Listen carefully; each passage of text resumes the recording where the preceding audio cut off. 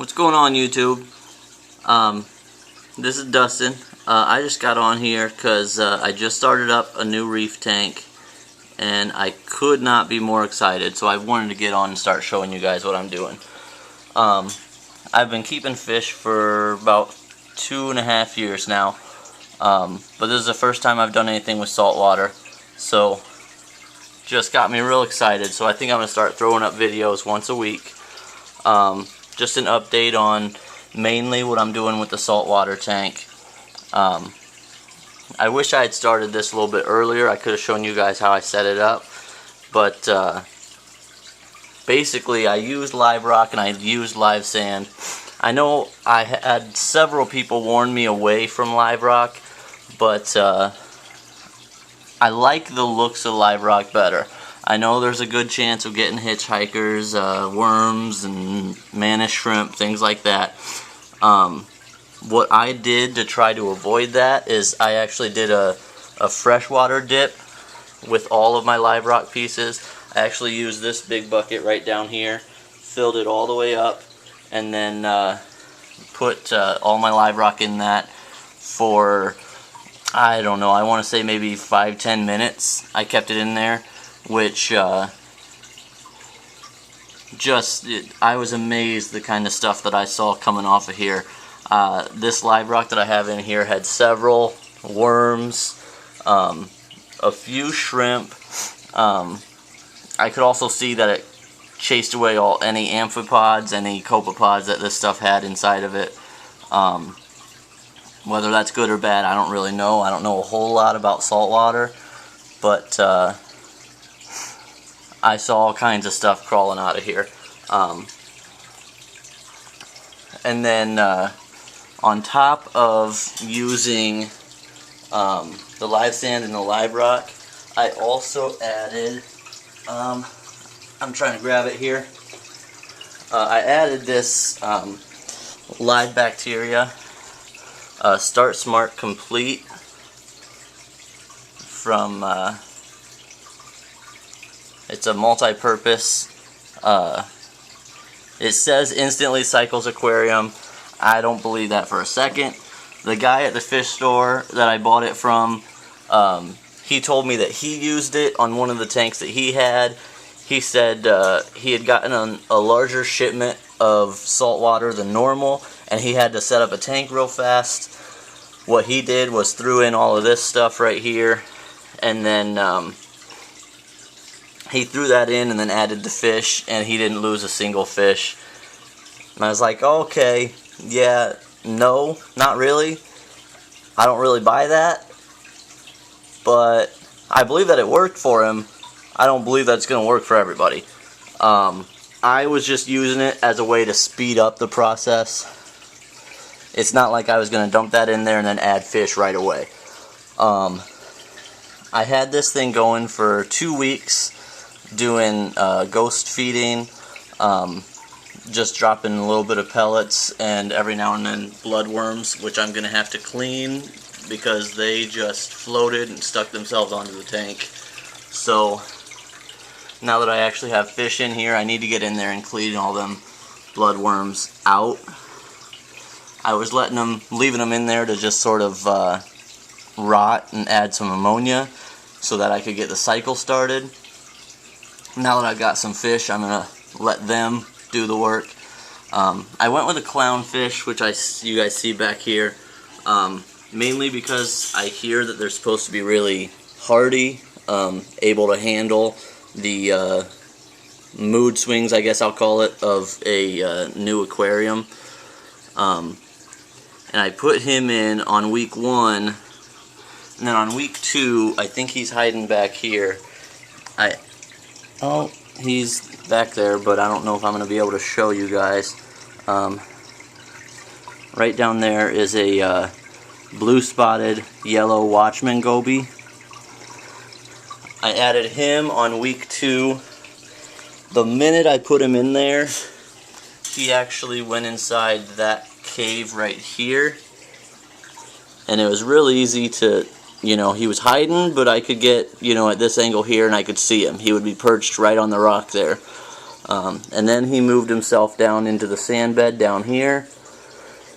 And then the next day, he came in over here, back up, right in that area. And then he found this rock, which has all kinds of holes and caves and everything. And he actually went back there, and now he's moved to the back side of it. So I don't have high hopes that I'm going to be able to see him very often, because I think he's been at that spot at the back for a few days now, and I think that's where he's going to end up settling, which means I'm probably not going to see him very often. But I knew that when I got him. You know, those guys always want to find a little cave in the sand bed. I sort of expected he'd be like a sea anemone, where he's going to do what he wants to do, and I'm just going to have to deal with it. So I didn't have high hopes that I would see him very often anyway. So my main reason for getting him is that I wanted that symbiotic relationship that he has with the pistol shrimp. I thought it would be cool to have in the tank that relationship where you know, he's going to coexist with the pistol shrimp. The pistol shrimp will help build out the cave, and he'll keep watch and keep anything else away from their little cave. And then as I got to reading, I found that pistol shrimp can cause some problems. Not always, but sometimes. So I'm sort of second guessing on whether I want to do that, because I don't want the pistol shrimp to go after a cleaner shrimp, which I plan on putting in this aquarium. I don't want him digging so much that he will mess up my live rock or knock it down. I don't think my stuff is pretty stable. This one here is huge, a huge base. That's not going anywhere even if you dig out half the sand underneath of it. And then everything on down sort of teeters that way, just sort of like a domino effect. So I don't think if he dug underneath of this that it would go anywhere anyway. Which, by the way, I'm not sure that I really like this setup. I'm hoping that once that coralline algae starts spreading to the other rocks, that it'll look more uniform, that it'll look more like it belongs. But as it stands now, it is just 5 rocks stacked together. They don't look like they belong. They don't look like they are meant to be there. So I don't know about this setup. If you guys have any suggestions for me on how I can move this around, let me know in the comments. Yeah, I'm just not real sure what I'll end up doing with the live rock. I might move it around, I might not. I sort of want to let it settle. The one thing I like about this setup is that there are holes everywhere. You know, there's spots underneath of here, there's a big spot underneath of here. This rock here is actually a circle, and the middle here is completely hollowed out, which is cool. And then this one here just sort of caps it on this end, so you can see straight through all of that. I like that. I think it's a good setup for the fish, but it doesn't really look all that appealing. But hopefully if it gets coralline algae on it, it'll start to look more uniform, and hopefully that problem will go away. So like I said, I think I'm going to start throwing up videos once a week. Every week I will update you guys on what's going on with this tank. I have other tanks. You know, this one's got a few discus. I have a little bit of a situation with this tank. I don't know if it's going to be his other side, but his eyes are starting to cloud over, and there was an ick outbreak that I treated, and now the whole system is just off balance. I think now he's got a bacterial thing because his eyes are getting cloudy like that. Definitely a problem with the water quality. I can see it sort of fogging up, just starting to. So once I'm done with this video, I plan on doing like a 75% water change, and I'll keep doing water changes every day. I might add a little bit of salt, see if that can help them. Yeah, but even my small angelfish You know, he's got his bottom fins clamped up. This guy is just all tore up. So, not really sure. They still got a little bit of ick on them. I'm still treating them for that. Then I've got the everybody's starter tank, the sort of Noah's Ark tank over here. It started out with a plan, and then it sort of became the catch-all tank that has everything that I ran out of room for. This is, I don't know if you can see him. I mean, he is pretty good size. He would fit in the palm of my hand, but you know, pretty big angel. And he's only in a 20-gallon, so. And then you got a little Blackmore, a little Tetra. There's a sucker down here and a frog. And then I just ran out of room for these guppies. And that one there is actually pregnant. But, so I'm starting to set up a new tank to put all these guys. Actually, I ran out of room and I put them in here. And I knew it wasn't going to work out.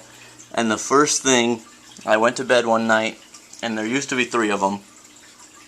One of them actually jumped out of the little hatchery, and the first thing, I assume it was this beta, he got gobbled right up. I found him floating around just half eaten the next morning. So I got to do something with them pretty soon, so I'm going to set up a little 10-gallon to put them in and maybe start breeding some guppies. I don't really know yet. But I hope you guys can't hear that. I got laundry going. I can hear it pretty loud. Anyway, so I'll start updating you guys once a week. I don't know that there's going to be a whole lot to talk about with the reef tank, but maybe I'll do a couple videos showing what I'm doing with treating the discus. We'll find something to talk about. Just noticed, I don't know that I'll be able to get it on video here, but right down in there, a little something starting to grow. It almost looks like